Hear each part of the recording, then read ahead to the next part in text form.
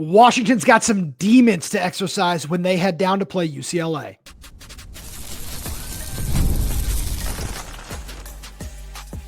You are Locked On Huskies, your daily podcast on the Washington Huskies, part of the Locked On Podcast Network, your team every day.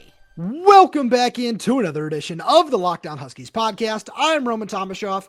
That's Lars Hanson. He writes with me over at Huskies Wire. Thanks for making this your first watch or first listen of the day, as we are part of the Locked On Podcast Network, your team every day.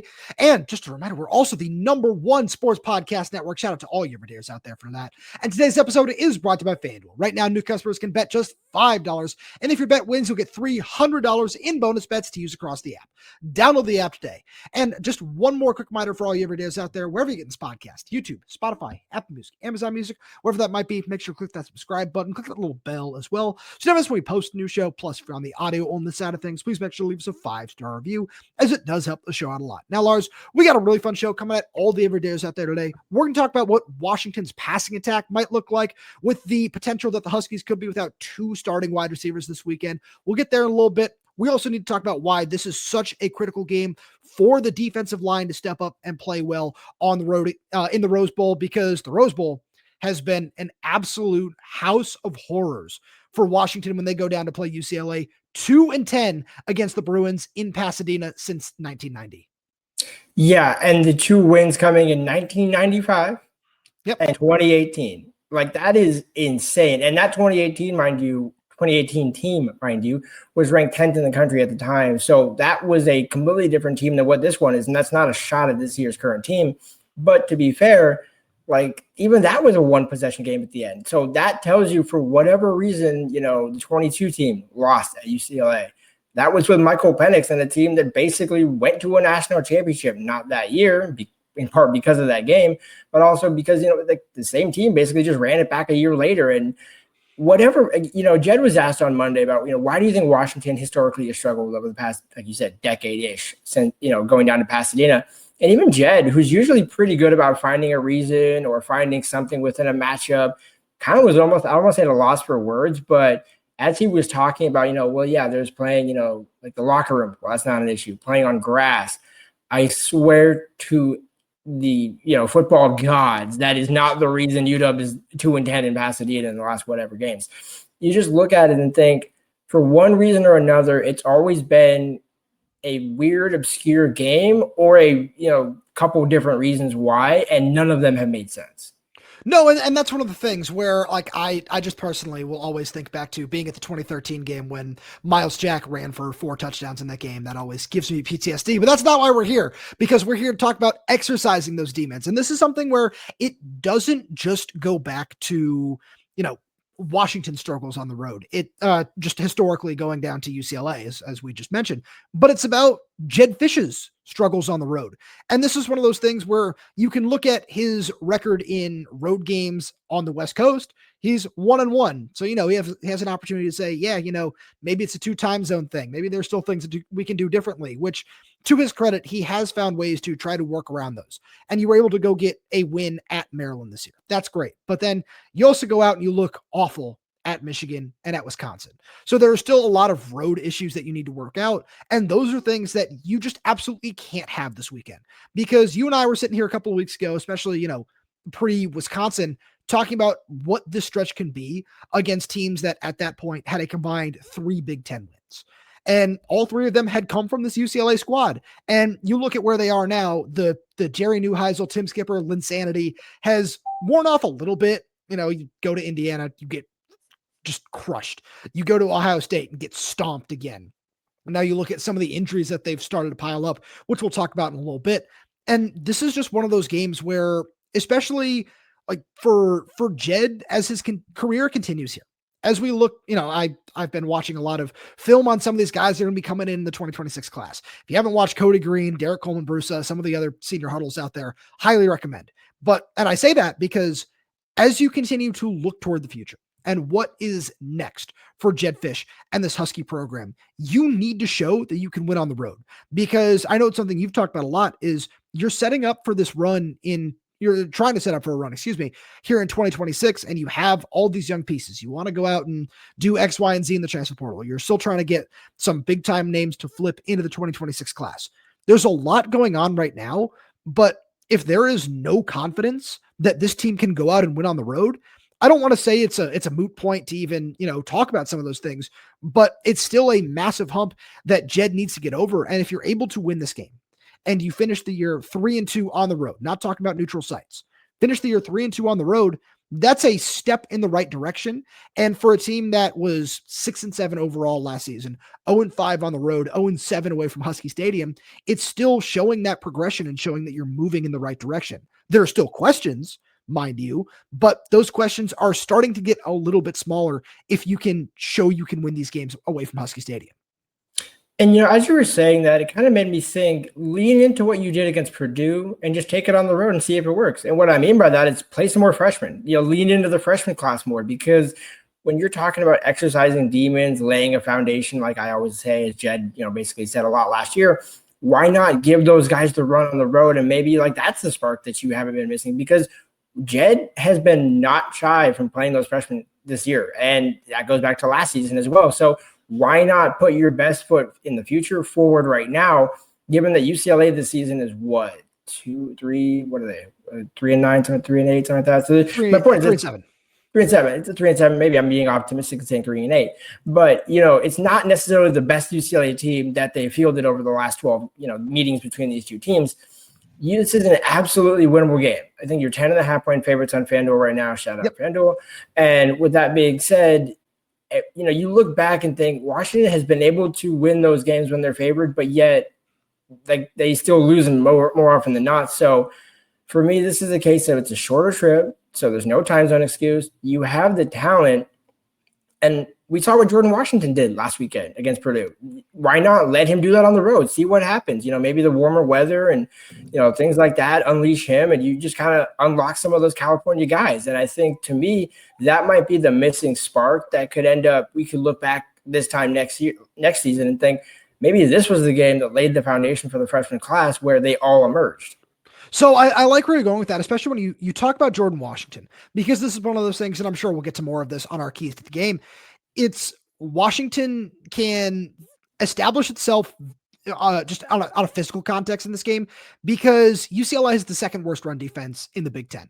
They rank 17th, allowing 194.2 yards per game. And this is one of those games where Jedd Fisch said during his Monday press conference that there's a good chance Jonah Coleman plays. We'll see what, kind of snap count he's able to get. But it's one of those things where you look at how you ran the ball last week against Purdue. You have, in terms of the numbers and in terms of the matchups, you have an opportunity to do that again. It doesn't look like Jurassic Party will play, so you're probably going to roll out the same offensive line that we saw against Purdue that did a really nice job, and probably see, in my opinion at least, just as much from Champ Talialia. So if that's the 6 guys you're going with, we'll see what happens with Landon Hatchett, and if he's able to wear a just lesser cast in the ball club he's had to wear for the last couple of games, which is what made him unavailable. I feel really good about where this Washington's the offensive line is, which we talked about earlier this week.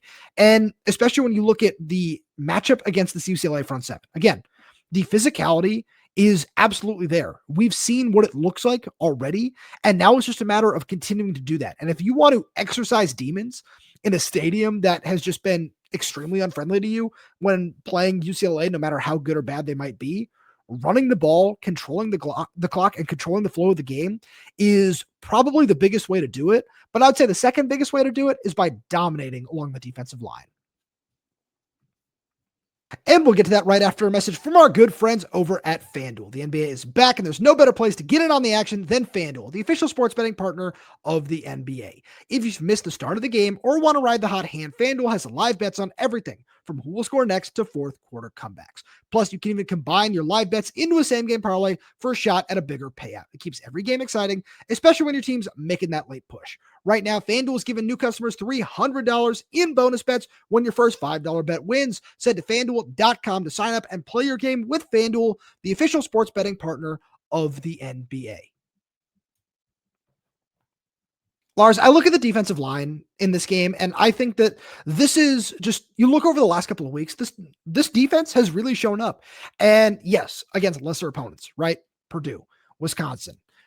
it's not necessarily the strongest competition, but neither is UCLA in that regard, where you look at their last couple of weeks, like I said a little bit earlier, Indiana, Nebraska, Ohio State, it hasn't been nearly as, as strong as the, again, Linsanity run that Tim Skipper and Jerry Neuheisel had when they first took over. So I look at this game, and especially if some of these injuries are just going to keep guys like Nico Iamaleava, who's dealing with a concussion, out for this game, Washington needs to continue the momentum that we saw against Purdue, where they tied their second highest total on the season with 6 tackles for loss and tied their highest sack total on the year with 3. This is one of those games where you have a major opportunity to make a statement up front. And it's ironic that you led with that stat, because that was the one that I was going to pull up for this week when you mentioned Nebraska as among the teams that, they get not the greatest level of competition. Nebraska and UCLA are tied for 30 tackles for loss allowed this season, which is in the bottom third of the Big Ten. Well, I think, 13th and 14th, tied for, actually, wait a minute. Yeah, 13th and they're tied for 13th. There we go. That's what it was. In the Big Ten, there we go. I was like, why am I looking at 2 different numbers here?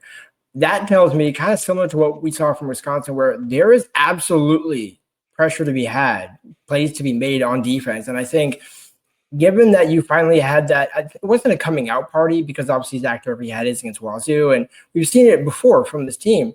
Deshaun Lynch has done it a number of times, but I think the fact that you could do it against a Big Ten team, and yeah, it was at home, and I know this game is on the road, but to me, this is one where if you're Deshaun Lynch, you don't have that many more games left. And if you're Zach Durfee, you don't have much time left either. And you look at what he was able to do, like, why not, lean into these last couple of games here? Because you only got 3 left, unless if he can pull out some eligibility somewhere, shout out to him, but I don't think he wants to do that just because. Even Jedd Fisch, I don't think he has any left.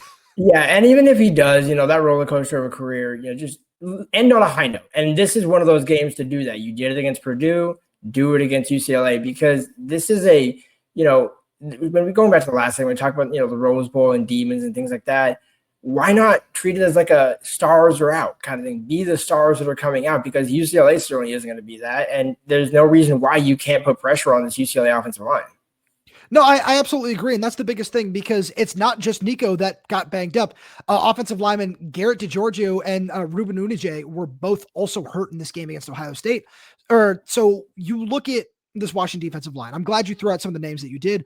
And one guy who I really want to talk about here was Ontario Thompson, because he got up in front of us in the media on Tuesday and talked about his improvement since getting to Washington. And one of the biggest things that really stood out to me that he talked about, and I wrote about it over on Huskies Wire, is how much he trusts his teammates and how he's gotten better at, things like his technique. And he gave a big shout out to defensive line coach Jason Kafusi, but he talked about being able to trust his technique and learning how to just fill his assignment and knowing that players around him are going to be doing the same thing.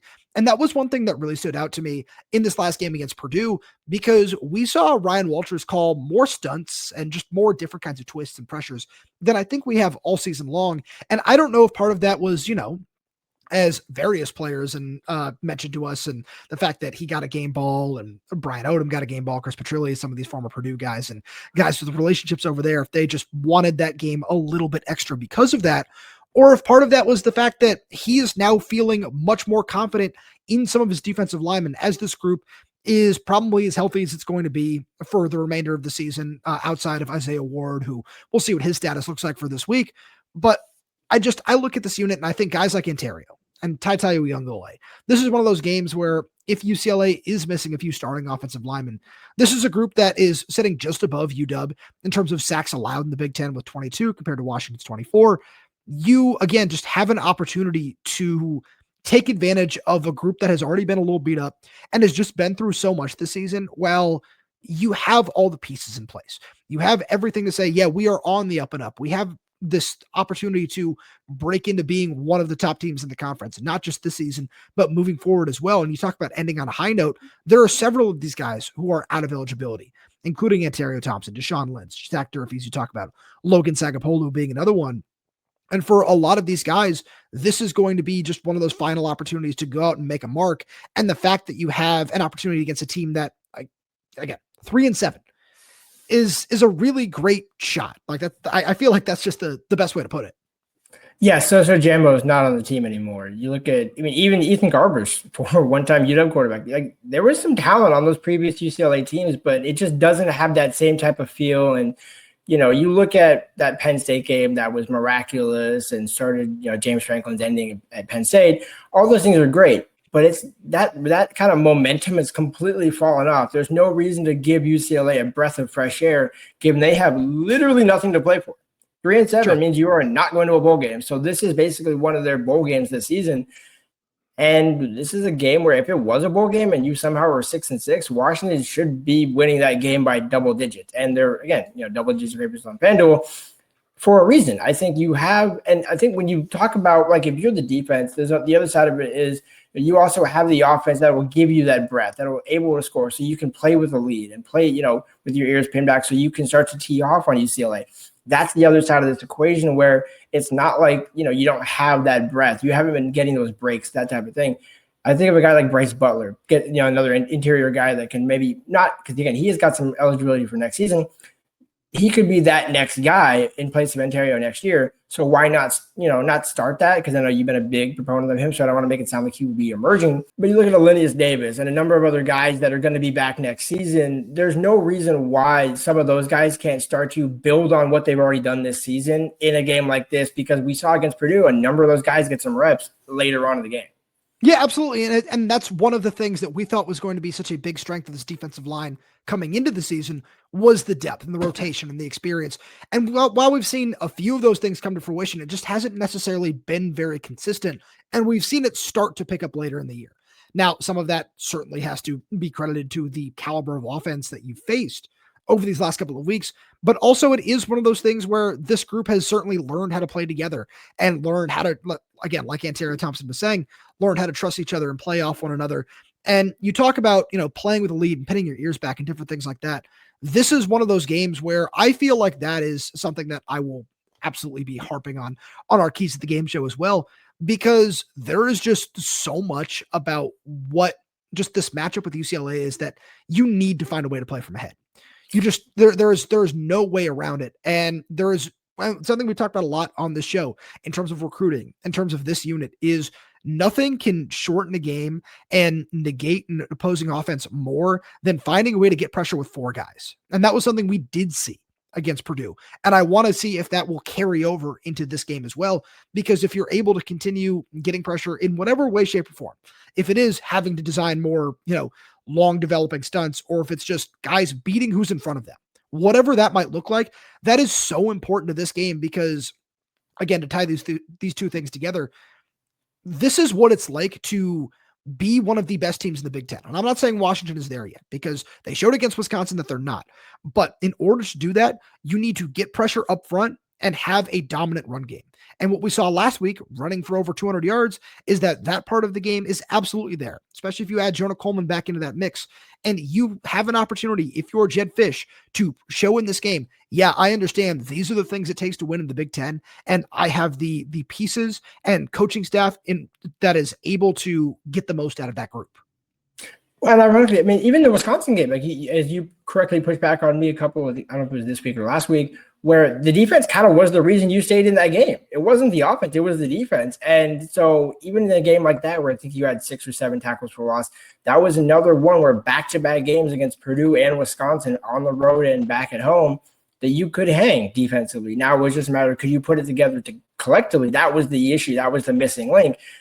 And again, this is a game where now it's on the West Coast, so you don't have that travel.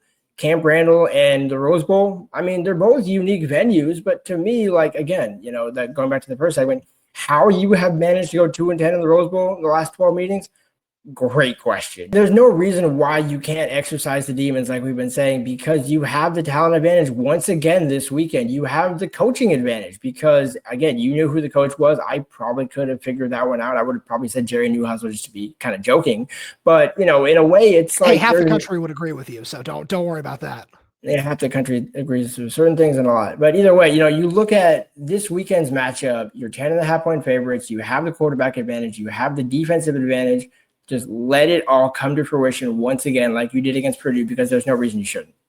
So I love where you're going with that. And one other spot that Washington should have a talent advantage is in the passing game, but there's some injury questions there.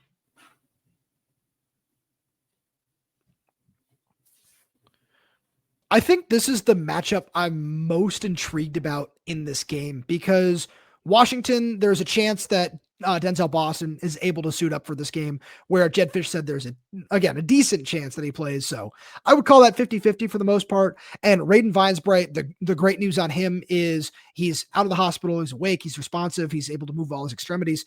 And I don't want to say it's great news that he suffered a concussion because that's absolutely not true. But the fact that nothing else happened is absolutely a win. The fact that he's already going through protocol and on his way toward returning to the team is a great sign. But if he doesn't play in this game, that's also 100% okay as he continues to recover. And so that kind of brings us to this conversation where if Raiden is also unable to suit up for this game, Washington would have one starting receiver who was also thrust into action 2 games into the year in Dezmen Roebuck. And then what does this passing attack look like?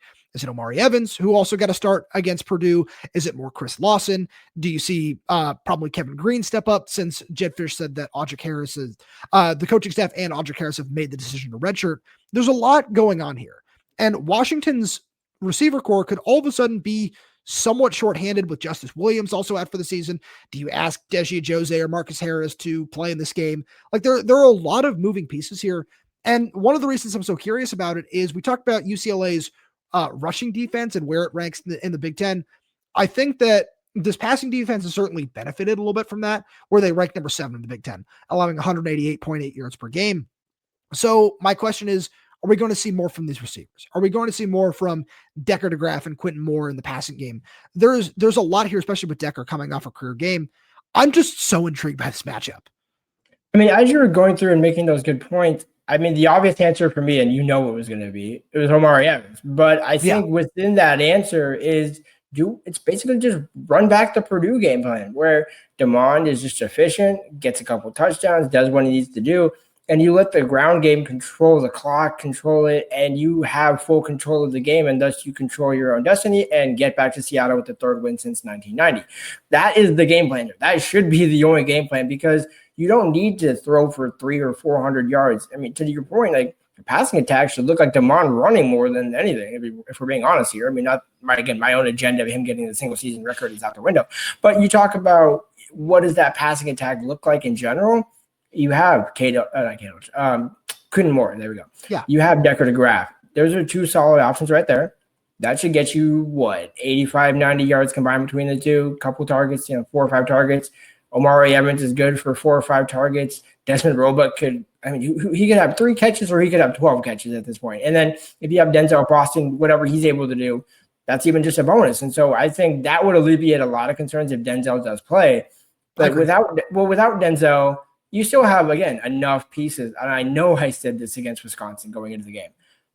It was still true. You had enough pieces to beat Wisconsin. You just, for a couple of different reasons, couldn't do it. This weekend, I kind of questioned, is this UCLA's pass defense kind of like what UW's was in 21 when they had a really good pass defense because they could get run over completely? Like that kind of is where I'm leaning into it. And I think that might be the answer is how much play action do you use? Do you take a couple of deep shots with Omari or Dezmen? You're probably not doing so with Quentin Moore or Decker DeGraff, but you have those 2 guys on the outside. And if Denzel is able to play, I don't think we really question what the attack looks like. No, I certainly agree with you there. I will say, though, wild shot at the 2021 pass defense with Kyler Gordon and Trent McDuffie on the outside, and Jimmy Lake playing his safeties 30 yards off the ball, which is its own problem that we definitely don't need to get into today. But I do see where you're going with that. And I think that Denzel is obviously the key to all this. I know, super hard-hitting analysis there. But this is one of those things where I'm glad you touch on the Purdue game plan just showing up again this week, because that was something that Jedd mentioned in his post-game press conference saying, yeah, we only called 27 pass plays and, 5 of them wound up being scrambles. And he said, that's the way that, I'd like to be able to run my offenses, having a true balance, and seeing that with, 2 running backs getting carries. I was going to say 3 or 4, but that was in the second half, and we saw some Quade Carr and some Regan Moon and everything else.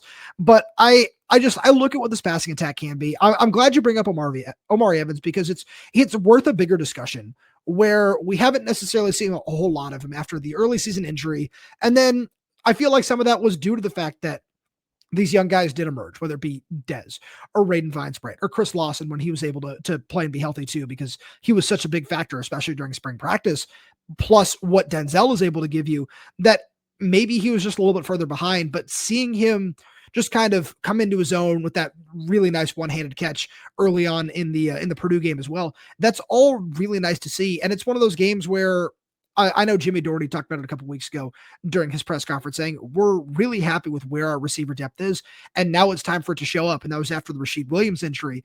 And now, as those have continued to pile up at receiver, this is another one of those games where, yeah, you're happy with your depth, whether it be young or old. Like Kevin Green Jr. absolutely needs to be a discussion point in this as well. No matter what that unit looks like, this is one of those games where, as this coaching staff continues to recruit the 26 to 27 classes, and, we talked about Zarek Sidney on our Tuesday show. We've talked about Jordan Clay and Trez Davis and some of these other guys that they're going after to round out this 26 class. You need to show in a game like this that, yeah, no matter who it is from top to bottom, we have so much talent on this roster. We're so much excited. We're so excited about this guy for, X reason, Y reason, whatever else it might be.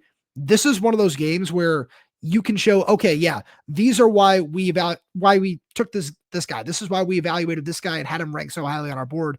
And I'm curious to see what that might look like, because we've seen Kevin Green step up and be a security blanket for Demond during spring practice. We've seen Omari stretch the field now. We've seen what Dezmen Roebuck has been able to do throughout the season. It's a really exciting thought. And just to bring it back to your original point as well, I'm curious if it is, UCLA does, because I like some of the players that they have on the back end, but I don't know if some of that is just due to the fact that they've just not been able to defend the run game at all. And again, yeah, it wasn't necessarily a shot at trying McDuffie or Kyler Gordon. It was more so like you look at that 21 defensive line. I just had to make sure I got that in there. No, that's absolutely fair. The thought process was more like, who do you have up front? Because that to me is what Jay Toye is gone. Exactly. And like that's what I'm saying. Like the UCLA of yesteryear is not there. This team, like the Cinderella magic is worn off. Like Jerry Neuheisel's, blonde hair and all that great stuff. Yeah, that's all fallen by the wayside. He still has blonde hair, but like the allure is worn off a little bit. So for me, and also within this, you also have the opportunity, like you mentioned with some freshmen, Marcus Harris, Jesse Jose, you can play them in these games because they got the red shirt, so they're good to go. And I think to me, why not, if you need, or a Baranaone, for example, where a guy that, he's gotten some game time, Kevin Green's got some game time this year, but they haven't been true targets. I think it's more, how do you use these guys? How do you manufacture the offense? Because it's not a case of how can you find points. It's how can you score 28? How can you score 35 in this game? Like, Jedd talked about, you don't really see a lot of those blowouts in the Big Ten. Well, you can create your own narrative here. I mean, this is a down UCLA team, so why not make it 3 straight games of, 40 points if you want to run back, not 40 points, but not 3 straight 40, but have 3 games of 40 points against Big Ten teams when you include the Illinois game as well, along with Purdue. So for me, there's a lot to kind of work with.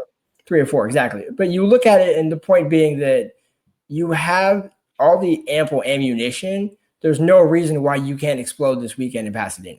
So I agree. And let's just tie this all together with this then.